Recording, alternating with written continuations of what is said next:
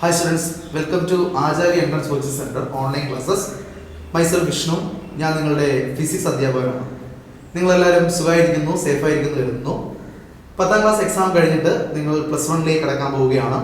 State syllabus ആയാലും CBSE കാരായാലും നിങ്ങൾ science സ്ട്രീമാണ് choose ചെയ്യുന്നതെങ്കിൽ ഉറപ്പായിട്ടും പഠിച്ചിരിക്കേണ്ട ഒരു സബ്ജക്റ്റാണ് ഫിസിക്സ്.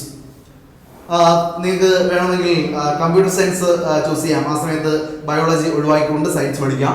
അതുപോലെ തന്നെ CBSE കാർക്കോ ISE കാർക്കോ വേണമെങ്കിലും ഈ മാത്സ് മാറ്റി അവിടെ ലാംഗ്വേജ് സെക്കൻഡ് ലാംഗ്വേജ് മലയാളം പഠിച്ചുകൊണ്ട് നിങ്ങൾക്ക് വേണമെങ്കിൽ സയൻസ് സ്ട്രീം ചൂസ് ചെയ്യാം.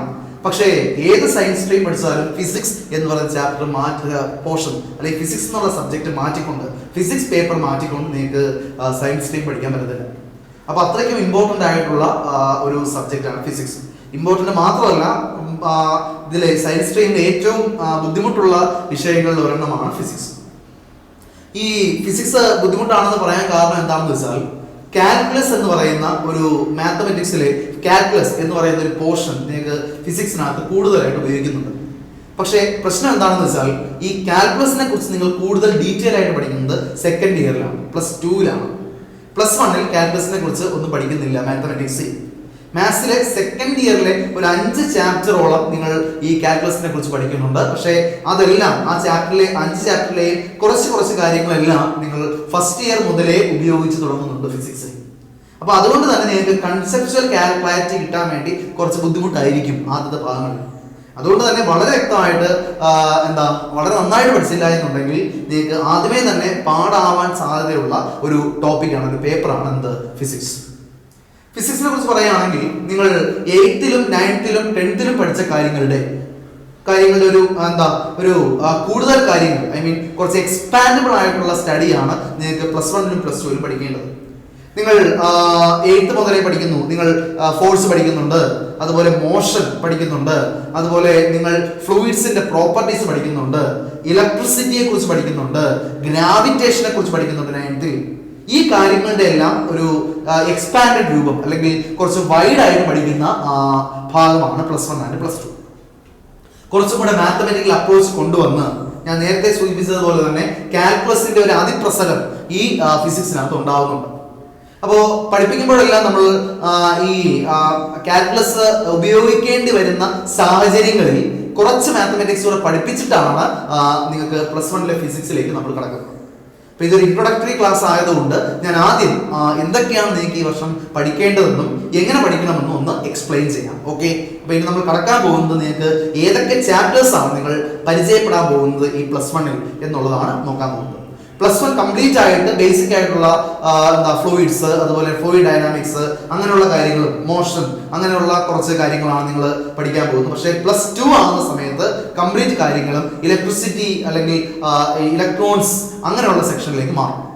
അപ്പൊ നമുക്ക് ഇവിടുത്തെ ടോപ്പിക്കുകൾ എന്തൊക്കെയാണ് +1 പഠിക്കേണ്ടതെന്ന് ചാപ്റ്റർ ബൈ ചാപ്റ്റർ നമുക്കൊന്ന് പരിചയപ്പെടാം. അതാണ് ഞാൻ ഇവിടെ ആദ്യം ഉദ്ദേശിക്കുന്നത്. ഓക്കെ,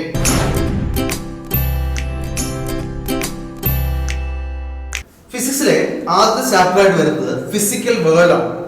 ഒട്ടും തന്നെ ഇമ്പോർട്ടന്റ് അല്ലാത്ത ഒരു ചാപ്റ്ററാണ് ഫിസിക്കൽ വേൾഡ്. ഫിസിക്സിന്റെ കുറച്ച് ഡെഫിനിഷനുകളും ഫിസിക്സ് എന്താണെന്നും അതിനെ കുറിച്ചൊക്കെ നോക്കുന്ന ഒരു ചാപ്റ്റർ, വളരെ ഈസി ആയിട്ടുള്ള ചാപ്റ്ററാണ് ഫിസിക്കൽ വേൾഡ്. ഇതിന് ചോദ്യങ്ങളൊന്നും തന്നെ വരാൻ സാധ്യതയില്ല. ചോദിച്ചാൽ തന്നെയും ഒരു മാർക്ക് ചോദ്യമോ അല്ലെങ്കിൽ 2 മാർക്ക് ചോദ്യമോ മാത്രമേ ഈ ടോപ്പിക്കിൽ നിന്ന് പ്രതീക്ഷിക്കേണ്ടതായിട്ടുള്ളൂ. രണ്ടാമത്തെ ചാപ്റ്ററാണ് യൂണിറ്റ്സ് ആൻഡ് മെഷർമെന്റ്സ്.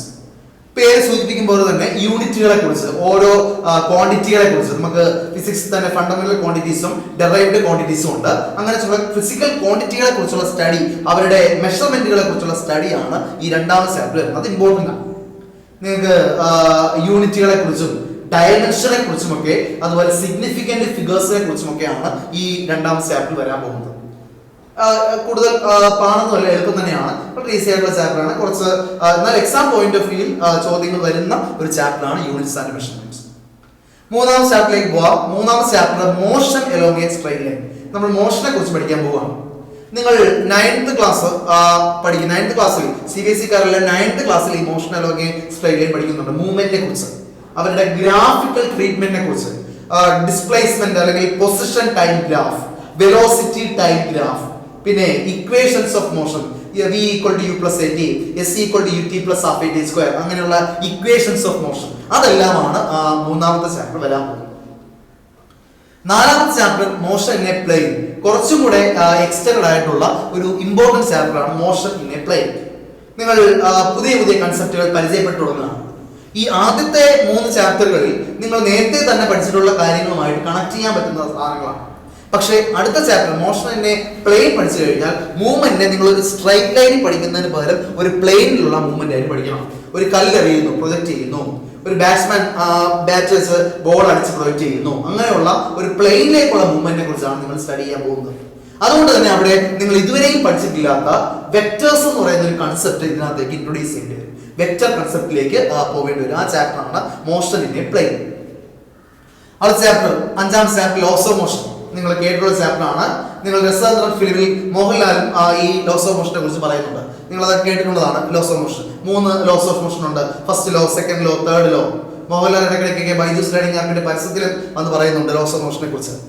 അപ്പോൾ ആ ചാപ്റ്റർ ന്യൂട്ടന്റെ 1ാം ചലന നിയമം, 2ാം ചലന നിയമം, 3ാം ചലന നിയമം, ആ ചലന നിയമങ്ങളെ കുറിച്ച്, മോഷന്റെ ലോസിനെ കുറിച്ചാണ് 5ാം ചാപ്റ്റർ പഠിക്കുന്നത്. കുറച്ച് ഇമ്പോർട്ടന്റ് ആണ്. അത് മാത്രമല്ല ഇതിന്റെ അവസാന ഭാഗത്ത് നിങ്ങൾ സർക്കുലർ മോഷനെ കുറിച്ചും കൂടുതൽ ചർച്ച ചെയ്യും. അവിടെയും വെക്ടർ എന്ന് പറയുന്ന കൺസെപ്റ്റ് കൂടുതലായിട്ട് ഉപയോഗിച്ചുകൊണ്ടാണ് ഈ ലോസ് ഓഫ് മോഷൻ എക്സ്പ്ലെയിൻ ചെയ്യുന്നത്. ഫ്രിക്ഷനെ കുറിച്ചും അതുപോലെ തന്നെ അതിൽ തന്നെയാണ് ഈ കൊളിഷന്റെ പല പ്രോപ്പർട്ടീസിനെ കുറിച്ചും ഒക്കെ നിങ്ങൾ പഠിക്കുന്നു 5ാം ചാപ്റ്റർ ആയിട്ടുള്ള ലോസ് ഓഫ് മോഷൻ. 6ാം ചാപ്റ്റർ നിങ്ങൾക്ക് പരിചയമുള്ള സാധനമാണ് വർക്ക്, എനർജി ആൻഡ് പവർ. പല സാഹചര്യങ്ങളിൽ വർക്ക് എന്താണെന്ന് പഠിച്ചിട്ടുണ്ട്. എനർജി ഉണ്ടെങ്കിലേ വർക്ക് ചെയ്യാൻ പറ്റത്തുള്ളൂ. എനർജിയെ നമ്മൾ കണക്കാക്കുന്ന അല്ലെങ്കിൽ റേറ്റ് ഓഫ് വർക്ക് അല്ലെങ്കിൽ റേറ്റ് ഓഫ് എനർജി വിളിക്കുന്ന പേരാണ് പവർ. ആ കാര്യങ്ങളെ കുറിച്ചെല്ലാം നിങ്ങൾ കേട്ടിട്ടുള്ള കാര്യങ്ങൾ തന്നെയാണ്. ഈ പേരുകളും അതിന്റെ ഡെഫിനിഷനുകളും ഒക്കെ കേട്ടിട്ടുള്ളതാണ്. അടുത്ത chapter system of particles and rotational motion. നിങ്ങൾ ആദ്യമായിട്ട് ആണ് ഇങ്ങനൊരു chapter system of particles and rotation motion എന്ന ചാപ്റ്റർ പഠിക്കുന്നത്. ഞാൻ നേരത്തെ സൂചിപ്പിച്ച കാൽക്കുലസ് കൂടുതലായിട്ട് കുറെ ഡെറിവേഷനും കുറെ ഫോർമുലാസും കുറെ പ്രോബ്ലംസും ഒക്കെ വരുന്ന ഒരു ഇമ്പോർട്ടന്റ് ചാപ്റ്റർ ആണ് system of particles and rotational motion. നിങ്ങൾ കേൾക്കാൻ സാധ്യതയില്ല, ഇത് ആദ്യമായിട്ട് കേൾക്കുന്ന ഒരു സാധനമാണ്. പിന്നെ വരുന്നത് ഗ്രാവിറ്റേഷൻ. ഓക്കെ, നിങ്ങൾ 9th പഠിച്ചിട്ടുള്ള ചാപ്റ്റർ തന്നെയാണ് ഗ്രാവിറ്റേഷൻ. ഗ്രാവിറ്റേഷന്റെ ലോസ് എന്താ, ഇക്വേഷൻ ഓഫ് ഗ്രാവിറ്റേഷൻ, മറ്റേ യൂണിവേഴ്സിലുള്ള 2 ഒബ്ജക്റ്റുകൾ തമ്മിൽ എന്താ ഒരു ഫോഴ്സ് ഓഫ് അട്രാക്ഷൻ ഉണ്ടെന്നും ആ ഗ്രാവിറ്റേഷൻ ഫോഴ്സിന്റെ ഇക്വേഷനും കാര്യങ്ങളെല്ലാം നിങ്ങൾ 9th പഠിച്ചിട്ടുണ്ട്. അത് തന്നെയാണ് ഇവിടെയും കുറച്ചും കൂടെ എലാബറേറ്റ് ചെയ്ത് പഠിക്കാനുള്ളത്. ഗ്രാവിറ്റേഷണൽ ഫീൽഡ്, ഗ്രാവിറ്റേഷണൽ പൊട്ടൻഷ്യൽ എന്നൊക്കെ പറയുന്ന കുറച്ച് കാര്യങ്ങളെല്ലാം അധികമായിട്ട് ഈ ചാപ്റ്റർ വരുന്നുണ്ട്. അത് മാത്രമല്ല നിങ്ങളുടെ ആർട്ടിഫിഷ്യൽ സാറ്റലൈറ്റുകളെ കുറിച്ച്, അല്ലെങ്കിൽ എങ്ങനെയാണ് ആർട്ടിഫിഷ്യൽ സാറ്റലൈറ്റുകൾ അവരുടെ ഓർബിറ്റിൽ റൊട്ടേറ്റ് ചെയ്യുന്നത് അതിനെക്കുറിച്ച്, എസ്കേപ്പ് വെലോസിറ്റി. പണ്ട് ഗ്രീക്ക് പുരാണത്തില് ഹെർക്കുലീസ് എന്ന ഒരു കല്ലെടുത്ത് മുകളിലോട്ട് വരുന്ന സമയത്ത് ആ കല്ല് തിരിച്ചു വന്നില്ല എന്നൊക്കെയുള്ള കഥകൾ നിങ്ങൾ കേട്ടിട്ടുണ്ടാവും. ആ കാര്യങ്ങളെല്ലാം നമ്മൾ ഈ ചാപ്റ്റർ പഠിക്കും. പിന്നെ അതുപോലെ ഗലീലിയോയുടെ എക്സ്പെരിമെന്റ്, മറ്റേ ചരിഞ്ഞ ഗോപുരത്തിൽ നിന്ന് ഒരു കല്ലും തൂവലും ഒരുമിച്ചിട്ട സമയത്ത് അവർ ഒരുമിച്ച് താഴേക്ക് വന്നു എന്നൊക്കെ, 2 ഒബ്ജക്റ്റുകൾ ഡിഫറെന്റ് മാസമുള്ള 2 ഒബ്ജക്റ്റുകൾ താഴേക്ക് ഇട്ട സമയത്ത് 2 ഒരുമിച്ച് ഒരേ സമയത്ത് താഴെ എത്തി എന്നൊക്കെയുള്ള കൺസെപ്റ്റുകൾ, അതൊക്കെയാണ് ഈ ഗ്രാവിറ്റേഷൻ. നിങ്ങൾ നേരത്തെ കഥകളും മറ്റുമായിട്ട് കേട്ടിട്ടുള്ള കാര്യങ്ങൾ തന്നെയാണ് 8ാം ചാപ്റ്റർ ഗ്രാവിറ്റേഷനിൽ പഠിക്കാനുള്ളത്. 9ാം ചാപ്റ്റർ മെക്കാനിക്സ് ഓഫ് സോളിഡ്സ്. സോളിഡ്സിന്റെ കുറച്ച് പ്രോപ്പർട്ടീസും, നിങ്ങൾ നമ്മുടെ ദ്രവ്യത്തിന് 3 അവസ്ഥകളുണ്ട് എന്ന് പഠിച്ചതുപോലെ, ഏതൊക്കെയാ, ഫ്ലൂയിഡ്, സോളിഡ്, ഫ്ലൂയിഡ്, ഗ്യാസ്, അങ്ങനെ പഠിച്ചതുപോലെ ആ സോളിഡ്സിനെ കുറിച്ച് കൂടുതലായിട്ട് പഠിക്കുന്ന ചാപ്റ്റർ ആണ് എന്ത്, മെക്കാനിക്സ് ഓഫ് സോളിഡ്സ്. അതേപോലെ തന്നെയാണ് നിങ്ങൾ 10ാം ചാപ്റ്റർ മെക്കാനിക്സ് ഓഫ് ഫ്ലൂയിഡിനെ കുറിച്ച് പഠിക്കുന്നത്, ഫ്ലൂയിഡിന്റെ മെക്കാനിക്സ്. ഇതിന്റെ കുറച്ച് ഭാഗങ്ങൾ അവിടെ ഇവിടെയൊക്കെ നിങ്ങൾ 9th പഠിച്ചിട്ടുണ്ട്. വിസ്കോസിറ്റി, അങ്ങനെയുള്ള സാധനങ്ങൾ, വിസ്കോസിറ്റി, പിന്നെ എന്തുവാ, ഫ്ലൂയിഡ്സിന്റെ ഡെൻസിറ്റി, അതുപോലെ മറ്റേ ബെർണോളിസ് പ്രിൻസിപ്പിൾ, പിന്നെ അതുപോലെ തന്നെ ആർക്കിമിഡിയൻ പ്രോപ്പർട്ടി, അങ്ങനെയുള്ള സാധനങ്ങളെല്ലാം നിങ്ങൾ പഠിച്ചിട്ടുള്ളതാണ് മെക്കാനിക്സ് ഓഫ് ഫ്ലൂയിഡ്. അടുത്ത chapter kinetic theory of gases. ഈ കൈനറ്റിക് തിയറി ഓഫ് ഗ്യാസസ് നിങ്ങൾക്ക് കെമിസ്ട്രിയിലും പഠിക്കാനുണ്ട്. അത് വളരെ ഈസി ആയിട്ടുള്ള ചാപ്റ്റർ ആണ്, വലിയ ബുദ്ധിമുട്ടൊന്നുമില്ല. ഹീറ്റ് ആൻഡ് തെർമോഡൈനാമിക്സ് വളരെ ഇമ്പോർട്ടന്റ് ആയിട്ടുള്ള കുറച്ച് പാടാനുള്ള ചാപ്റ്റർ ആണ് ഹീറ്റ് ആൻഡ് തെർമോഡൈനാമിക്സ്. ഇത് നിങ്ങൾക്ക് 2nd ഇയറിലെ കെമിസ്ട്രിയിൽ പഠിക്കാറുണ്ട് ഈ chapter, heat and thermodynamics. Then heat transfer, അതും ഈസിയാണ്, കുറച്ച് ഡെഫിനിഷൻസ് കാര്യങ്ങൾ മാത്രമേ ഉള്ളൂ. പിന്നെ 14ാമത്തെ ചാപ്റ്റർ ഓസിലേഷൻസ്. നിങ്ങൾ കേട്ടിട്ടുണ്ട് ഓസിലേറ്ററി മോഷൻ, ഓസിലേഷൻസ്, നമ്മുടെ സിമ്പിൾ പെൻഡുലത്തിന്റെ മൂവ്മെന്റ്, അതിനെക്കുറിച്ച് കൂടുതൽ ഡീപ്പായി പഠിക്കുന്ന ചാപ്റ്റർ ആണ് ഓസിലേഷൻസ്. ഒബ്വിയസ്ലി അവസാന ചാപ്റ്റർ ആയിട്ടുള്ള വേവ്സ്. രണ്ട് തരത്തിലുള്ള വേവ്സ് നീങ്ങുണ്ടെന്നറിയാം. ആ വേവ്സിനെ കുറിച്ചുള്ള സ്റ്റഡിയാണ് വേവ്സിന്റെ വേവ് ലെങ്ത്, അതുപോലെ തന്നെ എന്താ ആംപ്ലിറ്റ്യൂഡ്, അങ്ങനെയുള്ള കാര്യങ്ങളെല്ലാം പഠിക്കുന്ന ചാപ്റ്ററാണ് വേവ്സ്. കുറച്ച് കൂടുതൽ ഡീപ്പായിട്ട് പഠിക്കാനുണ്ട് നേരത്തെ കണ്ടതിൽ നിന്ന് വ്യത്യാസമായിട്ട്. അപ്പോൾ ഇത്രയും 15 ചാപ്റ്ററുകളാണ് നമുക്ക് ഫിസിക്സിൽ പഠിക്കാനുള്ളത്. +1 +2 കൂടെ ചേർന്ന് ടോട്ടൽ ഫിസിക്സ് 200 മാർക്കിന്റെ പരീക്ഷയാണ്. അതിൽ തന്നെ 60 മാർക്ക് തിയറി പേപ്പറാണ് +1-ലുള്ളത്. +2-ൽ 60 മാർക്ക് തിയറി പേപ്പറും അതിന്റെ കൂടെ തന്നെ 40 മാർക്കിന്റെ പ്രാക്ടിക്കൽ പേപ്പറും ഉണ്ട്. എന്ന് പറഞ്ഞാൽ എഴുതേണ്ട തിയറി പരീക്ഷ 60 mark +1, 60 mark +2. Practical exam 40 mark +2-ൽ പഠിക്കാനുണ്ട്. +2-ൽ 40 മാർക്ക് പ്രാക്ടിക്കൽ ആയിട്ട് ചെയ്യാനുണ്ട്. അപ്പൊ ഇപ്പൊ തന്നെ 60, 60, 120, 120, 40, 160 ആയി. ഇതിന്റെ കൂടെ +1-ൽ ഒരു 20 മാർക്ക് CE ഉണ്ട്, +2-ലും 20 മാർക്ക് CE ഉണ്ട്. കണ്ടിന്യൂസ് ഇവാലുവേഷൻ, നിങ്ങളുടെ ടീച്ചേഴ്സ് നിങ്ങളുടെ ക്ലാസ്സിലെ പെർഫോമൻസ് കൊണ്ട് തരുന്ന മാർക്കാണ് ആ 20, 20, 40 മാർക്ക്. അങ്ങനെ ടോട്ടൽ ആഡ് ചെയ്താൽ 60 മാർക്ക് തിയറി പരീക്ഷ +1-ൽ, 60 മാർക്ക് തിയറി പരീക്ഷ +2-ൽ, 40 മാർക്ക് പ്രാക്ടിക്കൽ, 20 + 20 40 മാർക്സ് എന്ത് CE മാർക്ക്. എല്ലാം ആഡ് ചെയ്യുമ്പോൾ 60 + 60 120, 120 + 40 160, 160 + 40 എത്ര 200. ടോട്ടൽ 200 മാർക്കിന്റെ പരീക്ഷയാണ് +2-ന്, +1 ആൻഡ് +2 ഒരുമിച്ച് ഹയർ സെക്കൻഡറിയിൽ ഫിസിക്സിനുള്ളത്.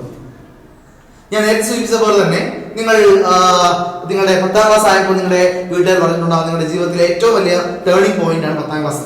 പക്ഷേ യഥാർത്ഥത്തിൽ എന്റെ ജീവിതത്തിൽ 10ാം ക്ലാസ്സിന്റെ സർട്ടിഫിക്കറ്റ് കൊണ്ട് 2 ഉപയോഗം മാത്രമേ ഉണ്ടായിട്ടുള്ളൂ. ഒന്നാമത്തെ ഉപയോഗം +1-ൽ അഡ്മിഷൻ നേടുന്ന സമയത്ത് ഈ 10ാം ക്ലാസ്സിലെ മാർക്ക് വേണ്ടി വന്നു. രണ്ടാമത്തെ ഉപയോഗം ഈ പറഞ്ഞതുപോലെ എൻ്റെ ഒരു ഐഡന്റിറ്റി, ഡേറ്റ് ഓഫ് ബർത്ത് കാണിക്കാനുള്ള ഒരു ഐഡന്റിഫിക്കേഷൻ ആയിട്ട് നമുക്ക് എന്ത് ചെയ്തു 10ാം ക്ലാസ്സിലെ സർട്ടിഫിക്കറ്റ് ഉപയോഗിക്കാൻ പറ്റി. ആ 2 കാര്യങ്ങൾ മാത്രമേ ഇതുവരെ എൻ്റെ ജീവിതത്തിൽ 10ാം ക്ലാസ് സർട്ടിഫിക്കറ്റ് കൊണ്ട് ഉണ്ടായിട്ടുള്ളൂ. പക്ഷേ നിങ്ങളുടെ ലൈഫിന്റെ യഥാർത്ഥ ടേണിംഗ് പോയിന്റ് +2 ആണ്. +2-ൽ നിങ്ങൾക്ക് എത്ര മാർക്ക് കിട്ടും എന്നതനുസരിച്ചാണ് നിങ്ങൾ ഏത് സ്ട്രീമിലേക്ക് മാറി തിരിഞ്ഞു പോവേണ്ടത് തീരുമാനിക്കുന്നത്. നിങ്ങൾ എഞ്ചിനീയറിംഗിന് പോകണമോ, അതോ മെഡിസിന് പോകണമോ, അതോ ഡിഗ്രി തിയററ്റിക്കൽ കോഴ്സുകൾ ഡിഗ്രി കോഴ്സിൽ പോകണമോ, ഏത് കോഴ്സിനോട് പോകണം എന്ന് തീരുമാനിക്കേണ്ടത് ഈ +2-ന് മാർക്കാണ്. അതുകൊണ്ട് തന്നെ ഇതാണ് ആക്ച്വലി നിങ്ങളുടെ ലൈഫിലെ ടേണിംഗ് പോയിന്റ്. ഓക്കെ, അപ്പൊ അതുകൊണ്ട് വളരെ ശ്രദ്ധിച്ച് പഠിക്കുക. അതിൽ തന്നെ ഞാൻ ഈ പറഞ്ഞതുപോലെ നിങ്ങൾ മെഡിസിന് പോയാലും അതുപോലെ എഞ്ചിനീയറിംഗിന് പോയാലും ഈ ഫിസിക്സ് നന്നായിട്ട് അറിഞ്ഞാലേ പറ്റത്തുള്ളൂ. നീറ്റ് എക്സാം ആണ് എഴുതുന്നതെങ്കിൽ ഏകദേശം 1/3 ക്വസ്റ്റ്യൻസ് ഫിസിക്സിൽ നിന്നാണ്. നിങ്ങളുടെ നീറ്റിന്റെ റാങ്ക് തന്നെ തീരുമാനിക്കപ്പെടുന്നത് ഫിസിക്സിന്റെ മാർക്ക് വെച്ചിട്ടാണ്. കാരണം ബയോളജി എല്ലാം ഡയറക്റ്റ് 1 വേർഡ് ചോദ്യങ്ങൾ, നിങ്ങൾക്കെല്ലാം തിയററ്റിക്കൽ പാർട്ട് പഠിച്ചാൽ തന്നെ കിട്ടുന്ന ക്വസ്റ്റ്യനുകളാണ് കൂടുതലല്ല എല്ലാ ചോദ്യങ്ങളും ബയോളജി കൊടുക്കുന്നത്. അതുപോലെ കെമിസ്ട്രിയിൽ കൂടുതൽ തിയററ്റിക്കൽ ചോദ്യങ്ങളായിരിക്കും. അതുകൊണ്ട് തന്നെ പ്രോബ്ലം ആയിട്ട് ചെയ്യേണ്ട കാര്യമൊന്നും കെമിസ്ട്രിയിൽ ഇല്ല. അതുകൊണ്ട് തന്നെ എല്ലാവരും ഈ നീറ്റിന് അപ്പിയർ ചെയ്യുന്ന ഏകദേശം മോസ്റ്റ് ഓഫ് ദി സ്റ്റുഡൻസും ഈ കെമിസ്ട്രിയിലെയും ബയോളജിയിലെയും ചോദ്യങ്ങൾ അറ്റൻഡ് ചെയ്യും. അവർക്കത് ശരിയാവുകയും ചെയ്യും. അപ്പൊ ഏറ്റവും ടഫായിട്ടുള്ള പോർഷനാണ് ഫിസിക്സ്. അതുകൊണ്ട് തന്നെ അത് പ്രോബ്ലം ഒക്കെ ചെയ്ത് നമ്മുടെ മാത്തമെറ്റിക്കൽ ആയിട്ട് ആപ്റ്റിറ്റ്യൂഡ് ഒക്കെ ഉപയോഗിച്ചുകൊണ്ട് ചെയ്ത് ആൻസറിൽ എത്തണം. ടൈം മാക്സിമം കുറച്ചുകൊണ്ട് ഒരു പ്രോബ്ലം ചെയ്ത് എത്തിക്കേണ്ട അവസ്ഥയാണ് ഫിസിക്സിലുള്ളത്. അപ്പൊ ഫിസിക്സിൽ നിങ്ങൾക്ക് എത്ര മാർക്ക് കിട്ടുന്നു അതാണ് നിങ്ങളുടെ റാങ്കിനെ ഡിസൈഡ് ചെയ്യുന്നത്. നീറ്റിൽ എത്രമാത്രം റാങ്ക് നിങ്ങൾക്ക് വേണമെന്ന് ഡിസൈഡ് ചെയ്യുന്നത് ഫിസിക്സിലെ മാർക്കാണ്. നിങ്ങൾക്കറിയാലോ, നീറ്റ് എന്ന് പറയുന്നത് ഒരു ഓൾ ഇന്ത്യ എക്സാം ആയതുകൊണ്ട് തന്നെ ഒരേ മാർക്ക് കിട്ടുന്ന ഒരുപാട് പേര് നിങ്ങളുടെ ചുറ്റുപാടും ഉണ്ടാവും ഓൾ ഇന്ത്യ റിസൾട്ട് നോക്കുമ്പോൾ. അതുകൊണ്ട് തന്നെ ഒരു മാർക്ക് നിങ്ങൾ കൂടുതൽ കിട്ടിയാൽ ആ മാർക്ക് നിങ്ങളെ ഒരു 10,000, ചില സമയങ്ങളിൽ ചിലപ്പോൾ ഒരു 1000, 1500 റാങ്കോളം നിങ്ങൾ എന്ത് ചെയ്യും, മുന്നിലേക്ക് നയിക്കും. ഒരു ക്വസ്റ്റ്യൻ 4 മാർക്കാണ്. അപ്പൊ ഒരു ക്വസ്റ്റ്യൻ നിങ്ങൾക്ക് ബാക്കിയുള്ള കുട്ടികളിൽ നിന്ന് ശരിയായാൽ നിങ്ങളുടെ റാങ്ക് ചിലപ്പോൾ വരുന്നത് 2000-ഓ 3000-ഓ റാങ്ക് നിങ്ങൾ എന്ത് ചെയ്യും, മുകളിലേക്ക് പോകും. അതുകൊണ്ട് ആ റാങ്ക് ഡിസൈഡ് ചെയ്യുന്നത് ഈ ഫിസിക്സ് ആണ്. ബാക്കിയുള്ള കെമിസ്ട്രിയോ ബയോളജിയോ അപേക്ഷിച്ച് നോക്കുമ്പോൾ ഈ ഫിസിക്സ് ആണ് നിങ്ങളുടെ റാങ്ക് കൂടുതൽ ഡിസൈഡ് ചെയ്യുന്നത്.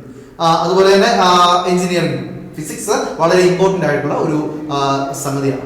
കുറച്ച് മാത്സ് നന്നായിട്ട് അറിയാവുന്ന ആൾക്ക് ഫിസിക്സ് നന്നായിട്ട് പഠിക്കാൻ പറ്റും. അപ്പോൾ നിങ്ങൾ മാത്സ് ഇല്ലാത്തൊരു സ്ട്രീമാണ് പഠിക്കുന്നതെങ്കിൽ ഞാൻ പ്രിഫർ ചെയ്യുന്നത് മാത്സ് ഉള്ള സ്ട്രീം പഠിക്കുക എന്നുള്ളതാണ്. കാരണം ഫിസിക്സ് നന്നായിട്ട് കൺസെപ്ച്വലി ക്ലിയർ ആവുകയും ഫിസിക്സ് നന്നായിട്ട് മനസ്സിലാക്കി പഠിക്കണമെന്നുണ്ടെങ്കിൽ മാത്സ് നിങ്ങൾ പഠിച്ചേ പറ്റും.